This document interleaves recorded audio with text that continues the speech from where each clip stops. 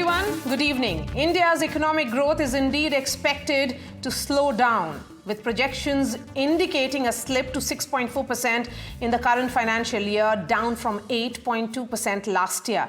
This would be the slowest growth rate in 4 years. The Indian economy is projected to expand at a rate of 6.3% to 6.8% in the financial year 2025-26, and that according to the Economic Survey 2024-25 presented in Parliament by Finance Minister Nirmala Sitharaman. The survey, released ahead of the union budget tomorrow, cites strong domestic economic fundamentals, a declining unemployment rate, stable inflation, and the need for further reforms to sustain growth momentum. How is the industry and the policymakers viewing this? We are being joined by Mr. Sanjiv Puri, President of CII and Chairman and Managing Director ITC Limited. Mr. Rajiv Memani is the President Designate CII and Chairman and CEO of ENY. We also have Mr. Chandrajit Banerjee, Director General CII. Mr. Banerjee, beginning with you, the survey in various places delves into the obligations of the private sector.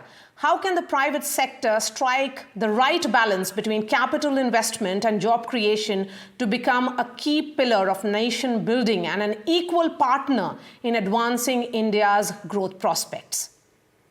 Thanks. Really, as you said, the private sector is very much an equal partner in the development journey of the country. And in fact, the total private corporate investment accounts almost 11% of the GDP.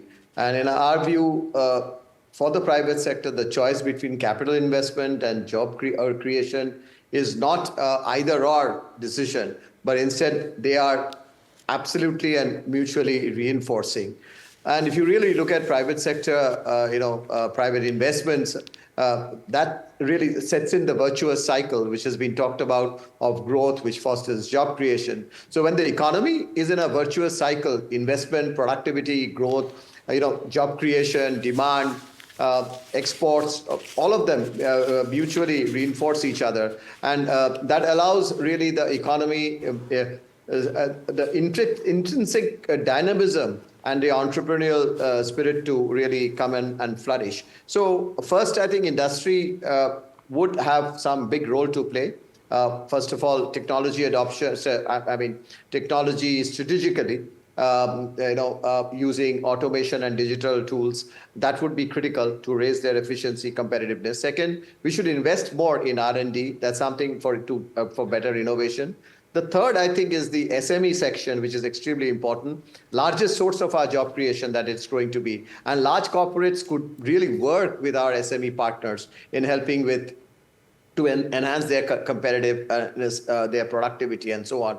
Fourth is, in addition to investing in the skill building of the own employees, you see, what the private sector can partner, there are lots of good PPP, private sector, private-public projects taking place, and academia making sure that the education and skill programs are aligned with the industry. That will be critical. And lastly, industry, the large corporates mentoring and actually getting, encouraging, investing in startups, which again will help create a large section of jobs. I see an array of area where collaboration is possible.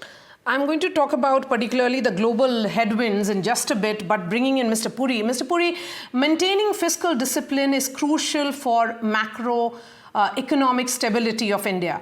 Economic Survey 2 has emphasized this point. However, given the imperatives to support domestic growth in the current uncertain global scenario, how can the central government, the Union Finance Minister, maintain that fiscal prudence? So I think it's absolutely important that the fiscal glide path is sustained. And if you look at the resource side of it, I think the revenue buoyancy remains in the economy. Revenue collections is doing well. Both on account of the growth of the economy and also certain efficiencies that are being brought in terms of compliance, etc. There are other ways to also augment the revenue streams, like CI has been recommending a divestment roadmap, and government can still retain as a controlling shareholder there. And even at 26%, you can do that. But we are saying we can even take it up to 51 in the first phase. And that can unlock a lot of capital. CII's estimate is about 10 lakh crores. There is also the opportunity to create the national monetization pipeline too. Another 10 lakh crores potentially is possible. And then on the expenditure side, I think the government has been doing very well. It's targeted the expenditure well to enhance productivity of the economy. It's also been taking out leakages using the digital infrastructure. And there is, of course, opportunity to build on those successes. And, there are areas where certain subsidies or certain investments that happen into certain sectors, more and more can get into the direct benefit transfer mode that will avoid the leakages, will bring in economic efficiencies also. So I think a combination of all of this, I think, is very much possible to maintain fiscal glide path and yet invest for capital and physical infrastructure. At the same time, provide some relief to the middle class so that can provide some impetus to consumption. Okay, Mr. Memani, the employment generation continues to be a challenge. We saw new initiatives like ELI, Employment Linked Initiative Scheme, and Internship Scheme in the July budget. What are the things that can be done specifically by the private sector to address the issue of employment generation? Yeah, so I think those schemes were very novel schemes, and I'm sure the results of that will play out positively. I think from a private sector standpoint, the best way to improve employment parameters are really by creating greater amount of business activity and more in terms of capex spends. So I think that's one area where the private sector should be looking at that. I must say that there are some areas of manufacturing which are very labor intensive. So, for example, if you look at garments, shoes, furniture, leather. So if the right environment, right incentive structure can be created in those sectors, and if the private sector participates in a big way there, I think that in itself will create greater employment opportunity. The third,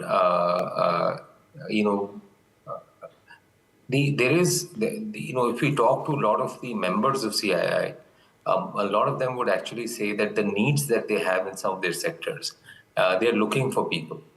So how private sector participates in the skilling activity, I think that becomes very critical. So if there can be, as it was laid down in the last budget, if there can be greater public-private participation on the skilling side, then that will have a much greater impact, because the demand is there, the supply is also there, but the reason the way to skill so that the supply is actually ready to fulfill the demand, I think that's something that where work has to be done. Government can also do through skilling centers in newer areas, industry-specific initiatives, but that and through some of the schemes that were laid out in the last budget, ITIs and everything else. So I think if we can create more of that, if private sector can get involved more of that, I think that can also help in greater employment opportunities. Employment is linked to business activity. I guess the greater the business activity, the greater. Right. Mr. Puri, coming back to you, because navigating global headwinds becomes crucial for India, and it will also require reinforcing domestic fundamentals along with prudent policy management. Do you think India is prepared? Absolutely. In fact, if you look at the elements of the pillars that the chief economic advisor articulated today, many of that are building the fundamentals of the economy. Many of them build the competitiveness of the economy. He's spoken very clearly on the ease and cost of doing business, on flexibility in the labor regulations and deregulation. So a lot of it has been articulated in the morning, and we've also seen earlier some steps being taken by the government in that respect. This issue about labor was discussed also recently. I think the Honorable Prime Minister today also spoke about this whole ethos about transforming and performing, and reforming of the economy. So all these, I think the willingness is very clearly articulated. And if you were to look at, what are the challenges that we have to contend with, I think on one hand, there is this whole challenge of surplus capacities in a certain part of the world that is, being dumped into the world at unviable prices and into India, and therefore reducing opportunity in Indian market and delaying or curtailing investments in the Indian economy. So we need some agile responses to that. The second is that there is, while there are a lot of uncertainties in the economy, there is a slower rate of economic growth and there are newer barriers that are emerging. But I think there are also, we can sharp target opportunities that are emerging in the economy. And I see, 3-4 areas as examples. One is very clearly the focus on supply chain resilience and diversification is very clear. And India has the scale and the resources to be an alternative. So pick out the sectors which can play a role, and particularly on labor-intensive sectors like was just alluded to. Look at the areas of energy transition, where there's also an opportunity to find newer solutions, newer pathways, and create the value chains and become a global hub. There is great opportunity in the services sector, the digital transformation. And how do we kind of invest behind skilling to scale up this sector? And the fourth is, food and nutrition security is a global challenge today. And India has the largest arable land. We have huge headroom to grow vertically. So how do we kind of get the focus here? In fact, a lot of pieces of the focus on technology, farmer collectives, and building resilience have already been articulated. It's a question of implementing it in a spirit of public-private partnership at scale and speedily.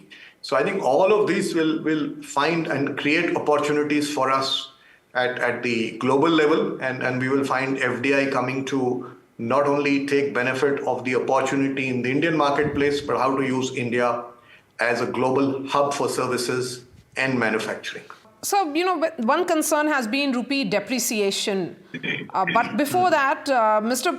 Banerjee, the economics survey again has dwelled extensively on the topic of the likelihood of AI changing job markets. I mean, it's almost become like the elephant in the room. In your view, do you think that the rapid pace of AI adoption will create jobs or displace jobs? And what steps can the government take to ensure that our large workforce is equipped with necessary skills to navigate this transformation? The entire space of AI has been very well touched upon by the economic survey. And I think while we see AI unlocking several opportunities across all business sectors, there will be, of course, some challenges, as it has been mentioned. Regarding employment, which it is really also touched upon, the nature of jobs will undoubtedly sort of keep evolving, over as we go on. And that will indeed demand a lot of interaction between industry and government to prepare for the disruption, which will be quite continuous, is my opinion. But importantly, what we have been suggesting is a sort of a AI program, or rather a technology program.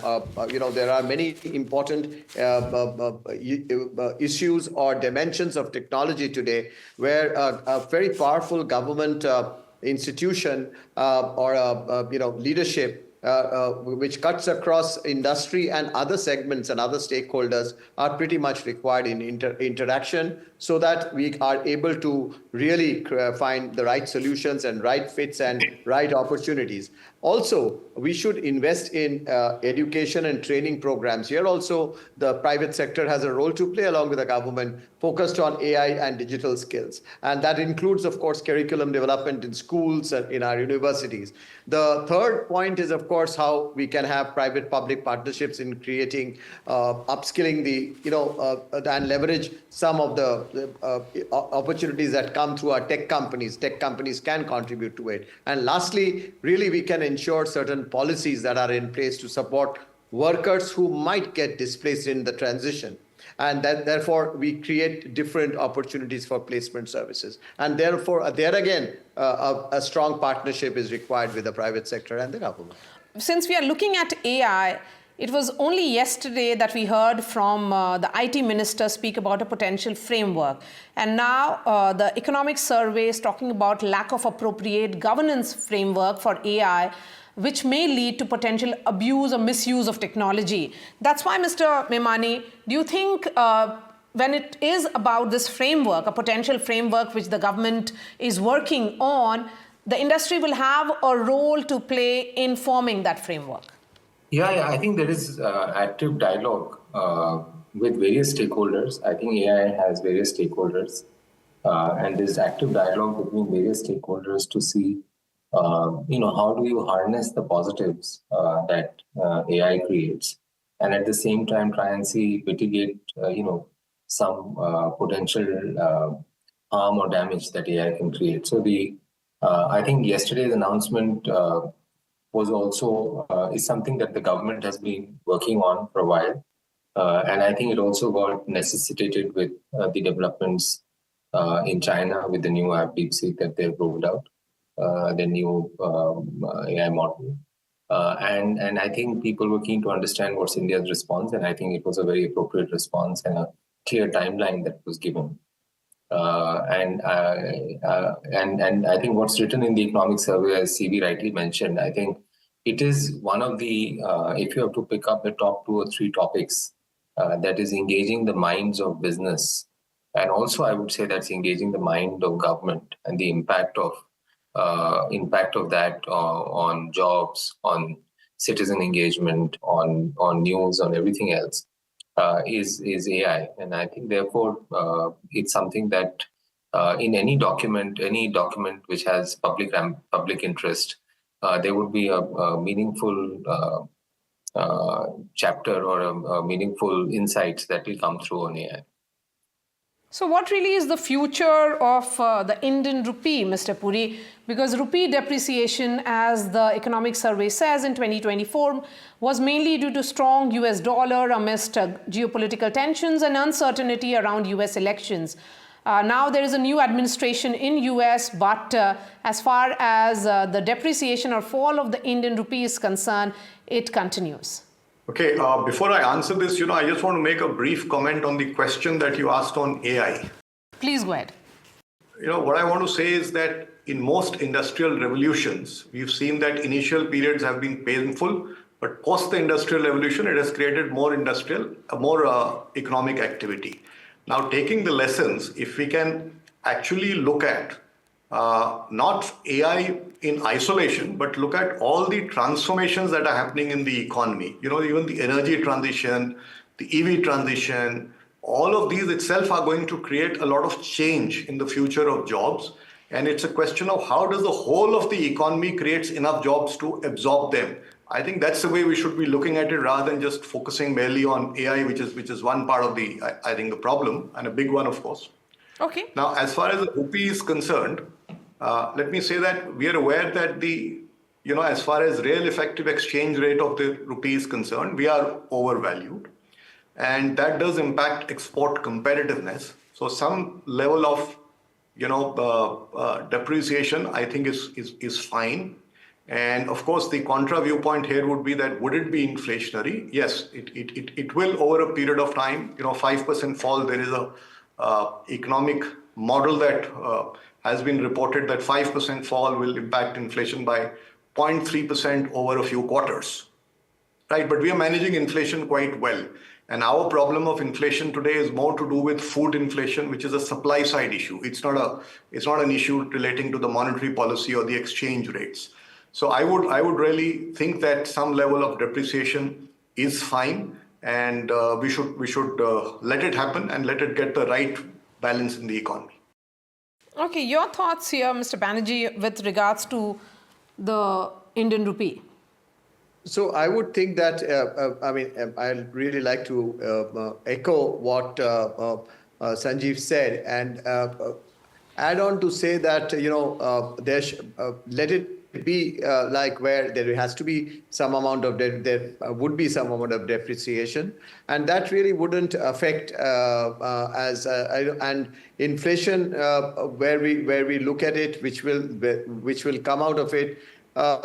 can be well looked after. But tinkering too much around in an artificial way would perhaps not be the appropriate thing to do.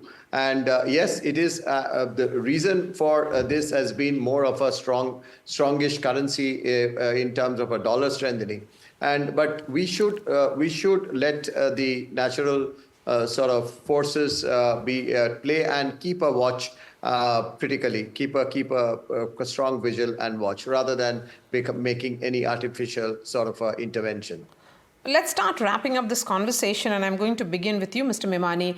Climate-related events are already impacting businesses all over the world, and there is this sense that there is a need to accelerate climate action. Do you think that's a concern which should be, taken up at a far greater scale and at a far, with more collaborations with stakeholders? Yeah, I think that's clearly there. I mean, it has massive impact on inflation, quality of agriculture, quality of life, water, just everything is getting impacted by climate-related changes. So it requires a very sustained action for a period of time and engaging all the stakeholders. There is a political discourse building in some geographies around the world that climate action will take a step back. But I think, at least from an Indian perspective, it is something that has to stay front and center because, the impact, we can all feel it. One of the reasons why, inflation is slightly unpredictable is also because of sustainability and climate-related changes. And that's something that we have to grapple with. The only thing I would say that it has to be done given where India is and what's India's fiscal position. And, I think we have to do it in a manner in which it is sustainable. It has to be done in a manner that is economically viable. And I think that's where a lot of innovation and a lot of effort is right now going on. So if you use just energy as one element of climate transition, energy transition as one way of climate impact, you would see that today now we are getting to sources of energy transition where it's actually cheaper than the normal fossil fuel, coal and everything else. So. Likewise, whether we use in terms of, and when you look at climate impact, it's also reducing, not only it's looking at alternate sources, but I think a lot of effort right now is also trying to look at, how can you get in greater efficiency by reducing energy emission and everything else. So I think that is also something that is happening. So to answer your question, it is something that we have to constantly work on. And I think the government is very focused. I know there is a reference in the economic survey that, I think it also references that it has to happen in a sustainable way and may not be the only, that should not be a front and center thing, but we have to do that on a viable basis. But from an Indian standpoint, I think it's extremely important that we're very focused on it. Mr. Sanjiv Puri, let me give you the last word here. One of the highlights of the economic survey has been that there will be a meaningful market correction in 2025, which could have cascading effect on India, especially given higher participation of new retail investors. What do you think will be the short to medium term impact of this? You're talking of the stock market. That's what the economic survey says, that there'll be some meaningful correction. Okay, I won't comment on it. I will just, simply say that, capital goes to where it can thrive and multiply.